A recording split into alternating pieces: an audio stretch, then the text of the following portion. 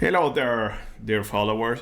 So let's continue with this meshing tutorial. Okay, we're working with the Cessna 210.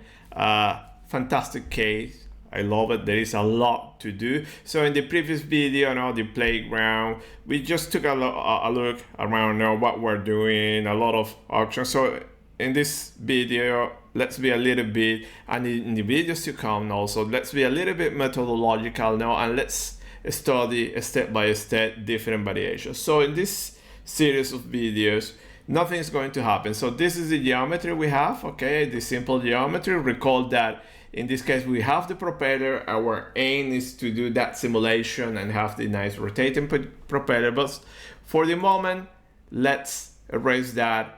Let's say a sliding sun, we still have the propeller, but the sliding sun now that to put into rotation or to add the source there, we don't have it. So we have the aircraft, that's all, nothing is rotating. So what we're going to do is do the meshing.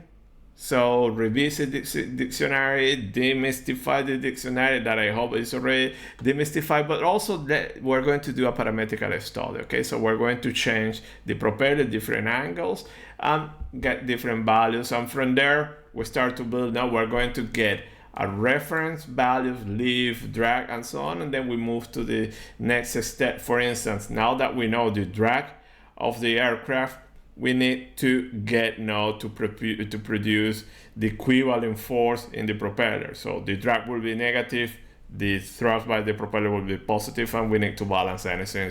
We want the on accelerated fly. So that's it, okay? So remember that we are going to work also from now on all the cases. This will be our simple case setup. Now the domain, the refinement zone, and the aircraft. But then also, if you want, you can add more refinement zones, so you can go crazy and add a lot of stuff. So also we briefly discussed that previous videos in the playground. I'm not going to do it to keep things low. So let's revisit the geometry again. So remember, the geometry is generated in OpenVSP.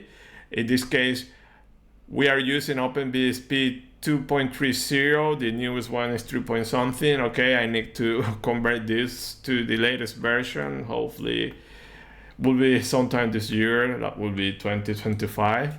But in any case, let's work with this way. Somebody wants to give a hand, it is okay. So recall that this is what we have, the geometry. So everything is generated here. Remember that we have this intersection. So also we have a previous video where I show how to compute this intersection within ParaView, which is fantastic. You don't need to use any more external tools. But in any case, I will show you with some other external tools, more fancy approach. But with ParaView it can be done, and also with some tools in OpenFOAM. So basically the parametrical part of this study, or the optimization part, will be changing now the pitch angle of the blade. Okay, so basically what we're going to do, we have the propeller, and well, the beautiful part of having a fully parametrical solid modeler or CAD tool is that you can do many things, many variations. So for instance, you would like, you can run with 4 propeller, 5 propeller. It's up to you to change now. So the original geometry, the Cessna 210, 3 propellers, but also you can change the pitch angle, okay? And to show you here, okay, let me go here. So we are from fine pitch, you can go to coarse pitch. You increase it, for instance, let me put here 70, and you can go in feather position, something like that. So in this video, what we're going to do is 2 cases: 70, this one, which is in feather position, and then in 0, which will be kind of fine pitch, okay, it's generating thrust, and we're going to measure the drag. So it's clearly that this position should generate more drag. Remember, it's not rotating. When it's rotating, this is the position of the blade pitch you should use to generate this thrust. So basically this is it, okay, as you can see, but will be kind of a parametric optimization case. And also, well, I need to rant about something. So previous video, I think I was ranting about the stock market. Now let me rant about the machine learning, whatever. So as you see, there is no need to use those approaches. You have everything parametric, so I don't see any need to do that, okay, but it's up to you, okay? But we have here a beautiful parametrization, no need to start to do fancy stuff, just a standard gradient based optimization or a parametric study, you can do it. Okay, so that's it. Now just that is my part of the ranting about something, and well, we're done with this description, and let me go back now also to Linux, where we have it here. So remember, you will have this case, this directory. So previously we were in this one was a general case, and now we start to be more methodological. So we go here, no zones means we don't have any zones, just the whole aircraft,